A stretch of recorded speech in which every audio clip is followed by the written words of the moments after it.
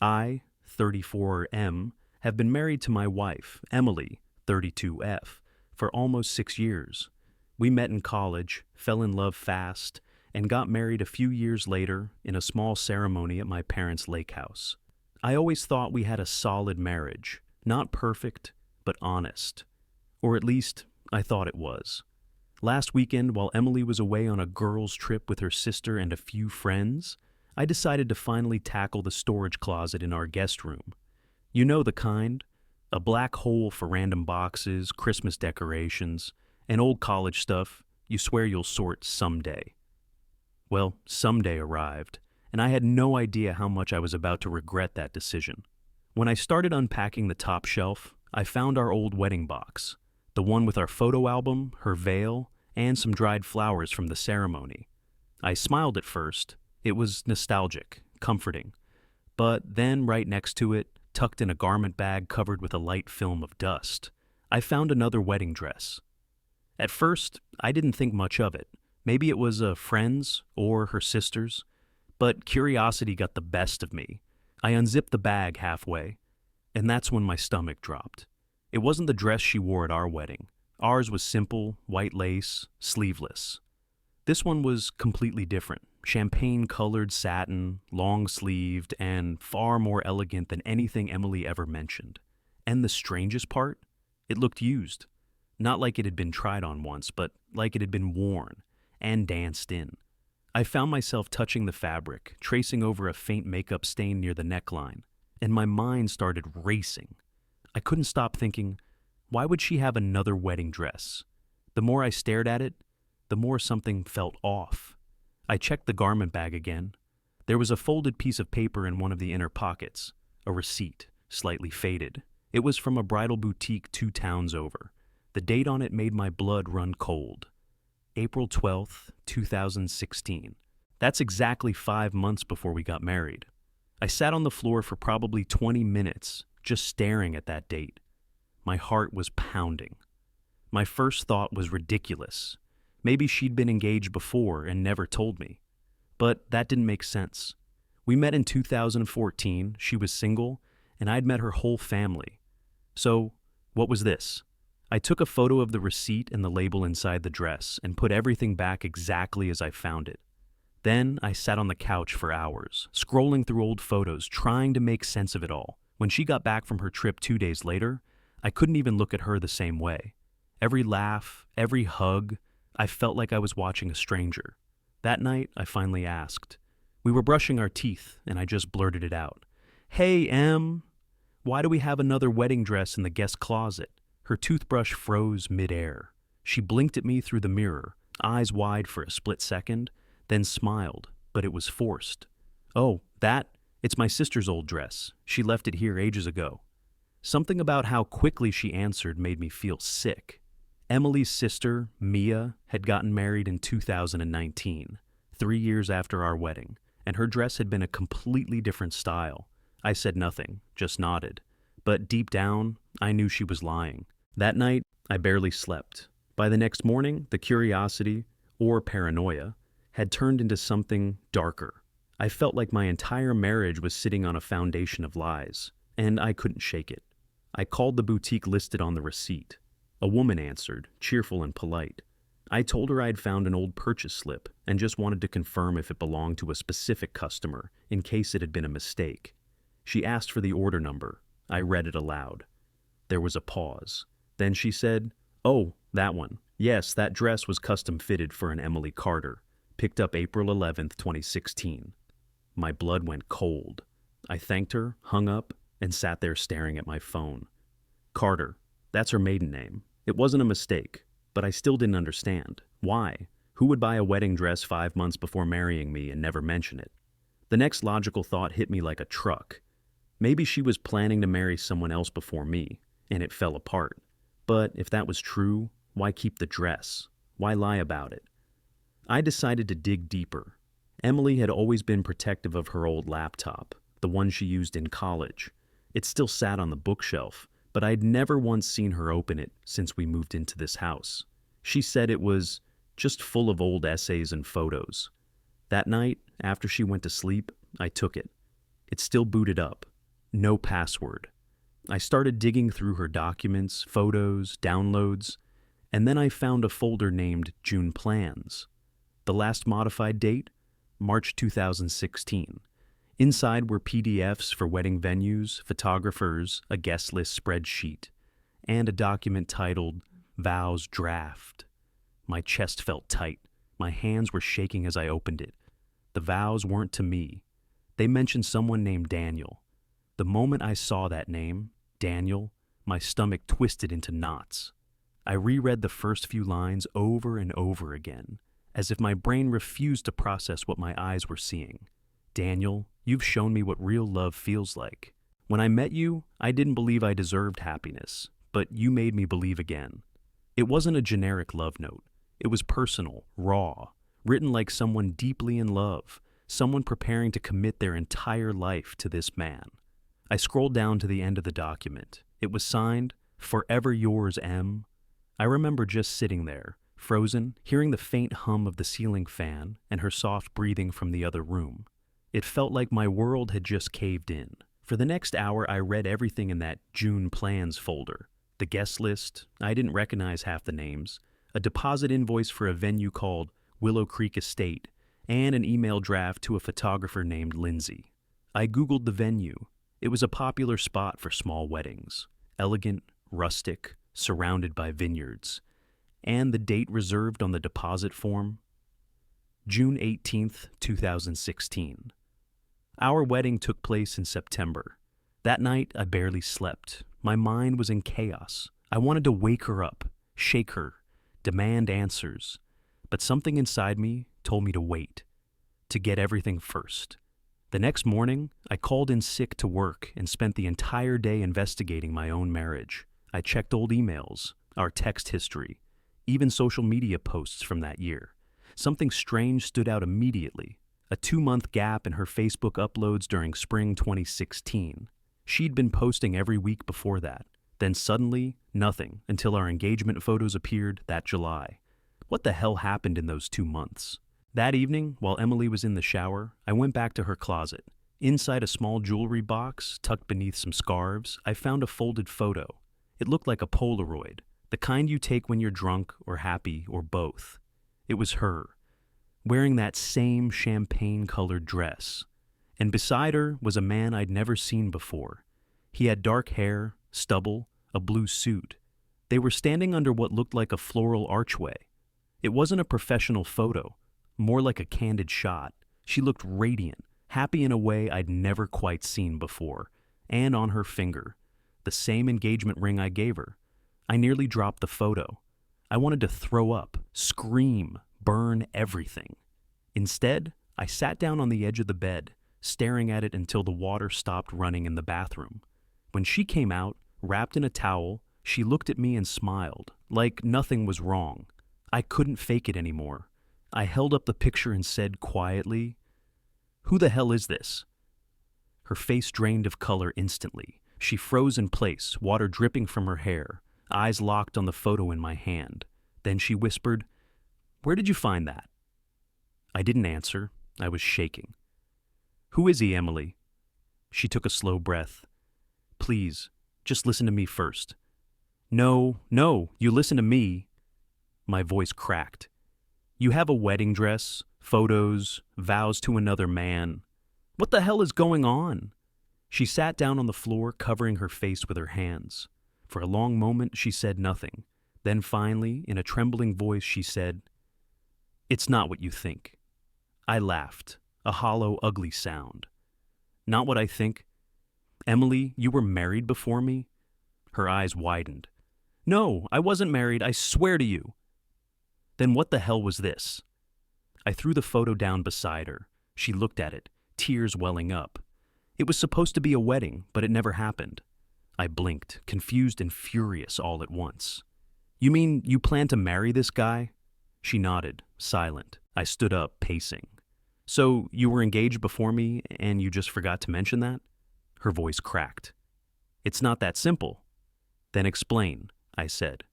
"Explain how you were about to marry some guy named Daniel 5 months before you met me." She hesitated. "I didn't meet you after that." I met you during. I froze. What? I met you while I was still with him. It felt like someone had punched me in the chest. I couldn't breathe. She went on, voice breaking between sobs. We were together for 3 years. We were engaged. Everything was planned. But Daniel, he changed. He became controlling, possessive. He didn't want me seeing my friends or working or... She swallowed hard. The week before the wedding, he hit me. My anger faltered for a moment. I wasn't expecting that. She continued. I called it off. I left him. He begged me to come back, but I couldn't. My parents helped me move. I deleted everything. I just wanted to start over. I was quiet, my mind spinning. And then you met me, I said slowly. She nodded. You were kind, safe, everything I thought love should be. I didn't tell you because I didn't want that part of my life to exist anymore. For a second, I almost believed her. The way her voice trembled, the pain in her eyes, it felt real. But something didn't add up. I pointed at the Polaroid. You said the wedding didn't happen. Then why are you wearing the dress? She hesitated again. That photo was taken the day I was supposed to marry him, she whispered. He showed up at my apartment. He begged me to put on the dress. Said he just wanted to see me in it one last time. I shouldn't have done it, but I didn't want to make him angry again. She reached for my hand. Tears I didn't know what to believe anymore. Please, Jake. That's the truth, I swear. I looked down at her, the woman I'd loved for years, and I realized something terrifying. Even if she was telling the truth, I could never see her the same way again. That night, I slept on the couch. When I woke up, she was gone. When I woke up that morning, the house felt unnaturally quiet. No sound of the coffee maker, no humming from the bathroom, nothing. Just the hum of the refrigerator and my own heartbeat.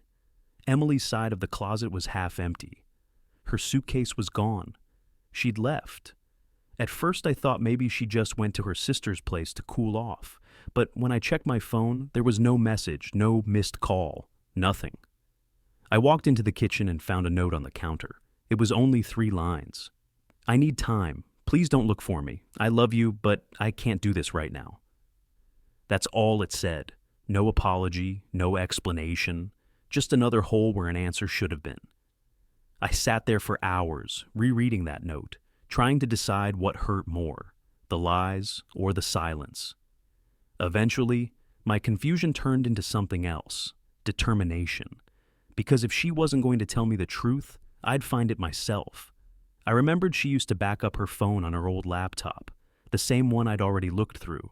I plugged it back in, searched through the backup folders, and found one labeled Emily iPhone Backup 2016. Inside were old text files, message histories, notes. I wasn't sure what I was hoping to find. Maybe closure, maybe proof she'd been honest. But what I found instead shattered everything that was left. There was a conversation thread titled Daniel. It started sweet, normal, flirty texts, good morning messages, wedding planning. Then, around early June 2016, the tone changed. Daniel, why didn't you call last night? Emily, I was with Mom, picking flowers for the centerpieces. Daniel, don't lie to me again. The next few messages got darker. Daniel, you think you can just walk away after everything I did for you? Daniel, you don't get to do this to me. You're mine. Emily, please stop texting me. I'm done. Then, 2 days later, Daniel, if you walk away from me, you'll regret it. I leaned back in my chair, my hands trembling. Her story about him being controlling, maybe that part was true. But as I scrolled further, things got confusing. 2 weeks after that last message, there was another text. Emily, can we meet? I just want to talk. Daniel, you sure that's a good idea? Emily, please, I owe you that much. The messages continued. Apologies, nostalgia, little hearts. And then one final one, dated August 23rd, 2016, less than a month before our wedding. Daniel, so this is goodbye? Emily, I'm sorry, please don't contact me again. It ended there. I closed the laptop and stared into space. So she had gone back to him. Maybe not physically, but emotionally at least. And she'd done it while we were together. That realization hit harder than anything else. It wasn't just that she'd lied about her past. It was that a part of her still belonged to him, even while she was planning a future with me. That evening, I texted her. Me, I found the messages. No response. Me, you told me you left him before you met me. That's not true. Still nothing. Me, were you planning to marry me while you were still in love with him? Hours passed. Then finally my phone buzzed. Emily, please, Jake, don't go through my past anymore. It's over. I stared at those words for a long time. Over. For her, maybe. But not for me. That night I couldn't sleep. Every time I closed my eyes, I saw that photo. Her in the champagne dress, smiling, eyes shining for someone else. The woman I thought I knew had lived an entirely different life before me. And now that ghost was sitting between us like a shadow that wouldn't go away. The next morning, I decided to visit her sister, Mia. She lived about 30 minutes away and had always been close to Emily. If anyone knew the truth, it was her. When Mia opened the door, she looked surprised and worried. Jake? What are you doing here? I didn't waste time.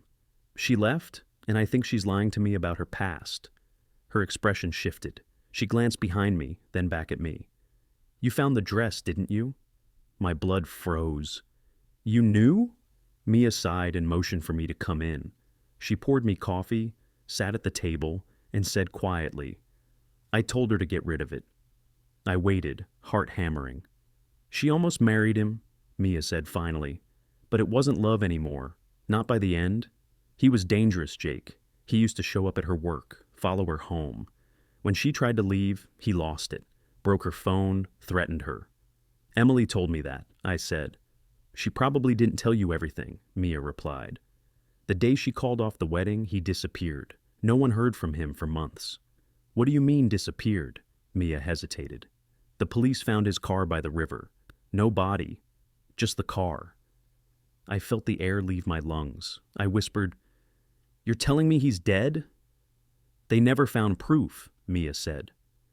But Emily blamed herself. She thought, maybe he jumped because of her. That's why she doesn't talk about it. I sat there, stunned. Everything suddenly took on a new shape. Her paranoia, the secrecy, the hidden photo. But one thing still didn't fit. Then why keep the dress? I asked. Mia looked down at her mug. Because she never believed he was really gone. That conversation with Mia left me with more questions than answers. If Daniel was really gone, then why did it feel like he was still here, haunting every part of our marriage? That night, I couldn't stay in the house. Every corner reminded me of her. And now, of him. The dress, the photo, the lies. I packed a small bag and drove out to the lake house, the same one where we'd gotten married 6 years ago. It was quiet there, too quiet. The dock creaked in the wind, and the reflection of the moon rippled across the black water. It was the kind of silence that makes you hear your own heartbeat. I poured myself a drink and sat outside, trying to piece together the timeline in my head. April, she buys the dress. June, she's planning to marry Daniel. August, she's texting him again. September, she marries me. And somewhere in between, Daniel vanishes. No body, no closure, just a car by the river. Around midnight, I got a text. Emily, please come home. We need to talk. It was the first message from her in days. I hesitated for a long time. Then I wrote back, Me, are you finally going to tell me everything? Emily, yes, just come back. I can't do this over text. Something in her tone, or maybe the timing, made my skin crawl, but I drove back anyway. When I got home, the lights were on. Her car was in the driveway. Inside, she was sitting on the couch wearing one of my hoodies, eyes red from crying. For a moment, I saw the woman I used to know. Then I remembered everything. And that image shattered. Talk, I said, standing in the doorway. She nodded, wiping her face. I shouldn't have left. I panicked. I didn't know how to explain any of this without losing you. Then start at the beginning, I said quietly. And no more lies. She took a deep breath. When Daniel and I got engaged, everything felt perfect. He was charming, funny, too perfect actually. Everyone loved him. But after a year, he started showing signs. Jealousy, obsession. He'd check my phone, drive by my work, Accuse me of cheating if I came home late. Her hands were shaking as she spoke. The night before the wedding, he came over drunk. He said if I didn't marry him, he'd make sure no one else ever would. I locked myself in the bathroom and called my dad. He showed up, kicked Daniel out, and told him to stay away. I stayed silent, watching her carefully. The next morning, Daniel was gone, she said. The police found his car 2 days later, near the riverbank. No note, no body. So everyone assumed he drowned? I asked. She nodded. They called it suicide, but I never believed it. I thought maybe he ran away, started over somewhere else. But then weird things started happening.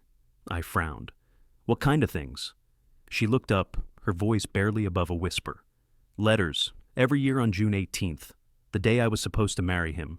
I get one. No return address, just a plain envelope. I stared at her. What do they say? She reached into her bag and pulled out a stack of envelopes tied with a ribbon. My stomach twisted as I watched her untie it. She handed me the top one. It was postmarked from different states, Oregon, Nevada, Arizona, but the handwriting was always the same, sharp, precise, masculine. I unfolded the letter. Happy anniversary, my love. I still see you in my dreams. You can pretend you've moved on, but I know the truth. You're still mine. I looked up slowly. You've been getting these every year? She nodded. Every year. I moved twice, changed jobs, changed emails. Somehow, he always finds me. Did you ever tell the police? They said without proof he was alive, there was nothing they could do. I sat down, feeling the weight of it all pressing on my chest. So you think Daniel's still out there, watching you? I don't know what to think anymore, she said, her voice trembling. But when you found the dress, I thought maybe he'd finally stopped haunting me, that it was over. She covered her face with her hands. But now you hate me. And he's probably laughing somewhere, knowing he destroyed us both. I didn't know how to respond. Part of me wanted to comfort her. Another part wanted to scream that she should have told me all this years ago. Instead, I said softly, Emily, if he's still sending you letters, we can trace them, find out where they're coming from. She shook her head. It's too late. The last one came 2 weeks ago. My heart skipped. 2 weeks ago? She nodded. The day before I went on that trip. I stood up. Where is it? She hesitated, then handed me the most recent envelope from the pile. The postmark was from our own town. My skin went cold. I unfolded the paper. Just one line this time. You shouldn't have worn the dress again. For a few seconds I couldn't breathe. I looked at her. She was pale, shaking. Emily, I said slowly, what does this mean? You haven't worn that dress since... Her eyes widened. I didn't. I haven't even opened that closet in months. A chill crept down my spine. The garment bag had been unzipped when I found it. At that moment, a sound echoed from the back of the house. A slow creak, like a door closing. We both froze. I turned toward the hallway, heart pounding. Stay here, I whispered. I grabbed the nearest thing I could find, a fireplace poker, and walked slowly toward the guest room. The air felt heavy, electric. When I reached the door, I noticed something strange. The closet light was on. I hadn't turned it on before. I pushed the door open. The garment bag was gone. Emily, I called out. My voice cracked. Did you move the dress? No answer. I turned around and froze. There, on the bed, was a Polaroid, fresh, still developing. It showed the guest room, the closet, and me, standing in the doorway just now. My breath caught in my throat. The Polaroid was still warm in my hand, like it had just slid out of a camera, but I was alone in the room. The air was thick and still. The only sound was the faint clicking of the ceiling fan. Emily, I shouted, louder this time. No reply. I stepped backward into the hallway, clutching the photo like proof that I hadn't lost my mind. I could still smell the faint scent of her perfume lingering in the air, mixed with something else, a sharp, metallic tang. That's when I noticed the back door was open. The cold night wind crept in, rustling the curtains. I ran to the living room. The envelopes, the letters, were gone. All of them. Emily, I yelled again. Nothing. The house felt empty. Then I saw it. Muddy footprints leading from the back door down the hallway. One set. Large, not hers. My chest tightened. I followed the trail. It led straight to the guest room. The closet light was still on. I stepped closer, poker still in hand. The door creaked open. Inside, the garment bag hung from the rail again, but now it was unzipped all the way. The wedding dress was gone. In its place, a single folded note. My hands were trembling as I reached for it. The handwriting was the same as in the letters. "You should have left the past where it was, Jake." I dropped the note. My heart was hammering so hard it hurt. That's when I heard it. A floorboard creaking behind me. I spun around, raising the poker. But there was nothing there, just the empty hallway stretching into the dark. Then I heard a car door slam outside. I ran to the front window and froze. Emily's car was still in the driveway, but another vehicle, an old blue sedan, was parked just behind it, engine running. I rushed outside, but the car peeled off before I could reach it. I caught a glimpse of the driver. A man, pale face, dark hair, eyes like empty glass. He looked right at me as the car sped away. I stood in the driveway, shaking, watching the taillights disappear into the night. By the time I went back inside, Emily was gone. No note, no message, just gone. The police came later that night after I called them, babbling about an intruder, a missing wife, old letters. They searched the house, the woods, the river. They found nothing. They said there were no signs of a struggle, no fingerprints on the Polaroid or the note. One officer looked at me like I was crazy when I told him about the man in the sedan. Another said quietly, "We'll keep looking." They didn't find her. They never did. Weeks passed, then months. The investigation turned cold. Friends stopped calling. My family said I needed help. I started drinking more, sleeping less. Every night, I dreamed of that dress. The champagne satin glowing in the dark, swaying like it was breathing. Sometimes, I swear I hear footsteps in the hallway, or the faint click of a Polaroid camera from somewhere in the house. But when I look, there's nothing. Until last week. I got a letter.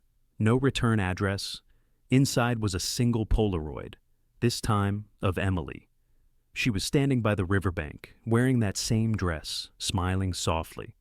Her eyes looked empty, like she wasn't really there. On the back of the photo, one line was written in that same sharp handwriting. She finally said yes. I took it to the police. They ran the photo through every database they had. Said it wasn't new. Said it was probably a fake. That someone was trying to mess with me. But I know what I saw. The water in the background, the trees, they were current. The photo was taken recently, and if she's out there with him, it's been almost a year since she vanished. The house feels wrong now, like it remembers things I don't. Sometimes the closet light turns on by itself. Sometimes I find fresh mud by the back door. Once, I woke up to find my phone open to the camera app, the last picture showing me sleeping. Tonight, I heard something outside again. Footsteps, slow, deliberate, gravel crunching beneath shoes. I peeked through the blinds, nothing but the empty driveway. But when I turned around, there was a box on the floor by the door, no postage, just a ribbon tied around it. Inside was the wedding dress, folded neatly, clean, and on top, a Polaroid of me, standing at the window, looking out. On the back, in the same handwriting, "See you at the wedding. Bro, you need to leave that house now. This isn't a love story, it's a haunting. Burn the dress, don't wait for the next letter." UOP's reply. "I tried. It doesn't burn.